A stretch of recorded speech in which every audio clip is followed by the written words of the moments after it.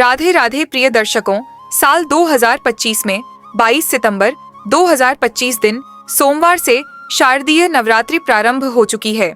इन 9 दिनों में विधि विधान से हम सभी माँ दुर्गा की पूजा आराधना करते हैं और इसलिए यह 9 दिन बहुत ही शुभ भी माने जाते हैं। या यूं कहूँ, साल 2025 में नवरात्रि 10 दिन की है, इसलिए इसका महत्व और भी ज्यादा बढ़ गया है। तृतीया तिथि की बढ़त की वजह से इस वर्ष नवरात्रि 9 नहीं बल्कि पूरे 10 दिन हम सभी को देखने को मिली है, जिसकी वजह से इसका महत्व और भी बढ़ गया है। और ऐसा संयोग पूरे 9 वर्ष के बाद आया है, क्योंकि साल 2016 में भी इसी तरीके से शारदीय नवरात्रि पूरे 10 दिन की रही थी और अब साल 2016 में भी इसी तरीके से शारदीय नवरात्रि पूरे 2025 में यह संयोग बने हैं। नवरात्रि के प्रथम दिवस पर हम सभी ने कलश स्थापना की और माँ के लिए चौकी लगाकर उन्हें विराजमान भी किया। इन 9 दिनों में माता का आवाहन करके विधि विधान से नवरात्रि के 9 दिन हम सभी पूजन करते हैं। नवरात्रि की अष्टमी और नवमी यह 2 ऐसी तिथियां हैं जो बहुत ही महत्वपूर्ण होती है, क्योंकि जैसे हम प्रतिपदा पर कलश की स्थापना करते हैं और माँ का आवाहन करते हैं, उसी प्रकार से अष्टमी और नवमी पर कन्या पूजन करते हैं, हवन करते हैं और फिर कलश का विसर्जन करते हैं। और यह कार्य कहीं कहीं पर अष्टमी के दिन और कई स्थानों पर नवमी के दिन कलश का विसर्जन किया जाता है और कन्या पूजन व्रत का पारण किया जाता है। आज की इस वीडियो में मैं आपको बताऊंगी साल 2025 में दुर्गा अष्टमी कब है और दुर्गा अष्टमी तिथि कब प्रारंभ हो रही है और कब इसका समापन होगा। और अगर आप कन्या पूजन अष्टमी के दिन करते हैं तो कन्या पूजन का शुभ मुहूर्त क्या रहेगा। नवरात्रि में कलश विसर्जन और पारण का शुभ मुहूर्त क्या होगा।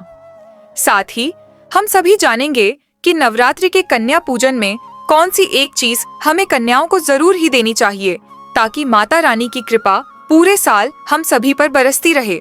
आज की वीडियो में आपको सभी प्रश्नों के उत्तर मिलेंगे, तो आप सभी से मेरा निवेदन है कि 5 से 10 मिनट का समय निकालकर इस वीडियो को अंत तक देख लीजिए, अपने हर एक कार्य को साइड में रखकर। सबसे पहले माता रानी की इस वीडियो को लाइक कर दीजिए और कमेंट सेक्शन में माता रानी का जयकारा जरूर ही लगा दीजिए। और अष्टमी और नवमी तिथि के दिन किस प्रकार से आप माता का पूजन करेंगे, हवन करेंगे, यह सारी वीडियोस मैंने अपने चैनल पर डाल दी है। तो इस वीडियो को देखने के बाद मेरे चैनल में विजिट करके बाकी की जानकारियां भी आप सभी समझ लीजिएगा। तो देखिए, शारदीय नवरात्रि की जो अष्टमी तिथि है उसे उत्तर भारत में कहते हैं महाअष्टमी, और वहीं पूर्वी भारत के कुछ राज्य जैसे कि बंगाल में इसे दुर्गाष्टमी के नाम से जाना जाता है। नवरात्रि की अष्टमी पर माँ दुर्गा के 8वें स्वरूप माँ महागौरी का पूजन हम सभी करते हैं। तो सुबह के समय में आप सबसे पहले माँ का पूजन करें और उसके बाद हवन आदि करके कन्या पूजन आप सभी कर सकते हैं। बात करें अष्टमी तिथि के प्रारंभ होने की और यह कब समाप्त होगा, तो देखिए, अष्टमी तिथि का प्रारंभ हो रहा है 29 सितंबर को शाम 4:31 पर और अष्टमी तिथि का समापन होगा 30 सितंबर को शाम 6:06 पर। तो ऐसे में 30 सितंबर 2025 को दुर्गा अष्टमी अर्थात महाअष्टमी मनाई जाएगी और फिर 1 अक्टूबर 2025 को महानवमी हम सभी मनाएंगे, ठीक है। और 2 अक्टूबर 2025 को विजयादशमी अर्थात दशहरा मनाया जाएगा। तो अगर आपके यहाँ अष्टमी का पूजन करते हैं, मतलब अष्टमी को कन्या पूजन करते हैं, तो आप सभी 30 सितंबर 2025 को अष्टमी तिथि है, इसी दिन आप सभी कन्या पूजन कर सकते हैं।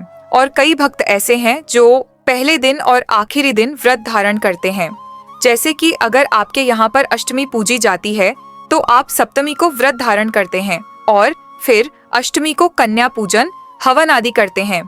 तो अगर आपके यहाँ पहले दिन और अंतिम दिन व्रत धारण किया जाता है, यानी कि सप्तमी का व्रत धारण अगर आपके यहाँ किया जाता है, तो जो सप्तमी तिथि प्राप्त हो रही है वो 29 सितंबर 2025 को है और फिर आप अष्टमी कन्या पूजन कर सकते हैं। तो आप सप्तमी को व्रत रखिएगा और अष्टमी के दिन आप कन्या पूजन कर सकते हैं। जिनके यहाँ पर अष्टमी पूजी जाती है उन्हें यह कार्य करना है, ठीक है। अगर आपके यहाँ पर नवमी पूजन होता है और अगर आप प्रथम और अंतिम दिन व्रत धारण करते हैं तो ऐसे में आप 30 सितंबर को व्रत धारण करेंगे, मतलब पहले और आखिरी दिन का, और फिर 1 अक्टूबर को आप अपने व्रत का समापन कर सकते हैं, कन्या पूजन, हवन इत्यादि करते हैं। ठीक है।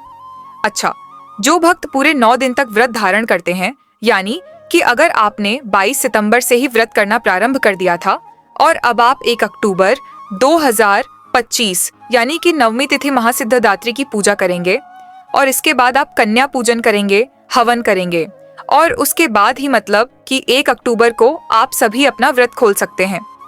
अब एक बात और बताना चाहूंगी कि कई ऐसे भी भक्त हैं जो दशमी तिथि के दिन व्रत खोलते हैं, तो ऐसे में आप सभी 2 अक्टूबर दशमी तिथि के दिन अपने व्रत का पारण कर सकते हैं।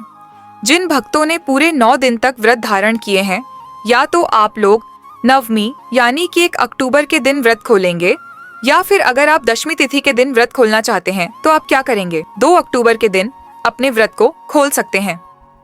ठीक है, अब बात कर लेते हैं कि कलश विसर्जन किस दिन होगा।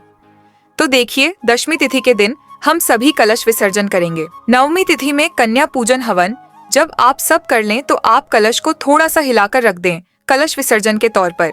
ठीक है, लेकिन चौकी आदि हटाने का कार्य हम करते हैं दशमी तिथि के दिन, तो कलश का विसर्जन भी आप उसी दिन करेंगे।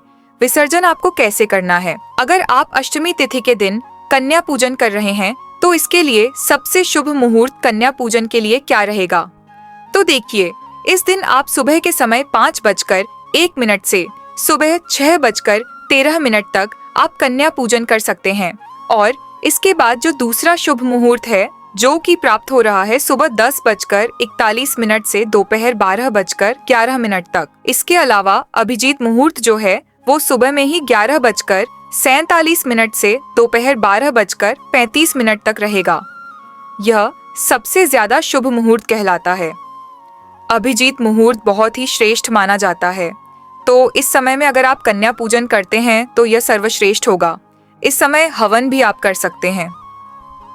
जो भी कार्य आपका है, आज का जो समय है, इस समय अगर करते हैं तो सबसे बेहतरीन रिजल्ट आपको मिलता है। ठीक है, वैसे तो नवरात्रि के जो पूरे 9 के 9 दिन हैं, वे सभी सर्वाधिक श्रेष्ठ माने जाते हैं किसी भी प्रकार के शुभ कार्य को करने के लिए, और उसमें भी अगर महाअष्टमी और महानवमी हमें मिलती है तो यह सर्वाधिक श्रेष्ठ समय कहलाता है। यह पूरा ही दिन शुभ माना जाता है। आप किसी भी प्रकार के हवन कर सकते हैं, किसी भी प्रकार के पूजा पाठ इस समय करते हैं, मंत्रों का जाप कर सकते हैं।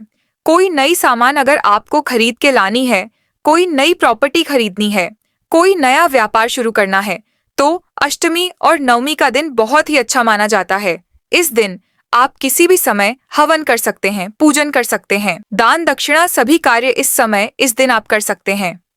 ठीक है, शारदीय नवरात्रि की महाअष्टमी अर्थात दुर्गा अष्टमी 30 सितंबर 2025 बुधवार को मनाई जाएगी। कन्या पूजन के लिए विशेष रूप से आप कन्याओं को आमंत्रित करके उनका विधि विधान से स्वागत कीजिए, और कन्याओं के जो पैर हैं उन्हें दूध से धुलाना चाहिए। मतलब जिस जल से आप कन्या के पैर धोएं उसमें आप थोड़ा सा दूध डाल दीजिए, थोड़ी सी गुलाब की पंखुड़ियां डालकर इसी से आप कन्याओं के पैर धुलाएं। फिर उनके माथे पर कुमकुम आदि लगाकर विधि विधान से माँ दुर्गा के 9 स्वरूप मानकर उनकी पूजा कीजिए, और उनके हाथों में कलावा बांधे, उनके माथे पर चुनरी ओढ़ाएं, और फिर माँ दुर्गा का ध्यान करते हुए हलवा, पूड़ी, चने इत्यादि का भोग अर्पित कीजिएगा।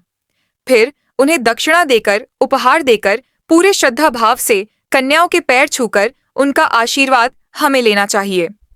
माँ के नाम पर जयकारा अपने घर में जरूर ही लगवाइए, तब उनके विधि विधान से श्रद्धा भाव से उन्हें विदाई दीजिए।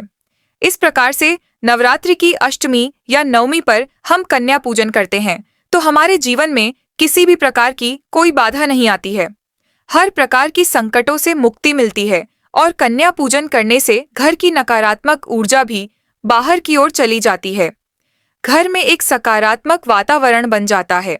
कन्याओं को अष्टमी तिथि पर या नवमी तिथि पर उपहार के तौर पर आप सभी लाल रंग की वस्तु दे सकते हैं, या जो भी कन्याओं को पसंद हो, पढ़ाई लिखाई की कोई चीज जो उनको यूज में आ सके, या फिर लाल रंग की चुनरी, चूड़ियां, बिंदी या हेयर क्लिप्स वगैरह आप दे सकते हैं कन्याओं को, ताकि जो कन्याएं हैं वह आपके घर से खुशी खुशी विदा हो।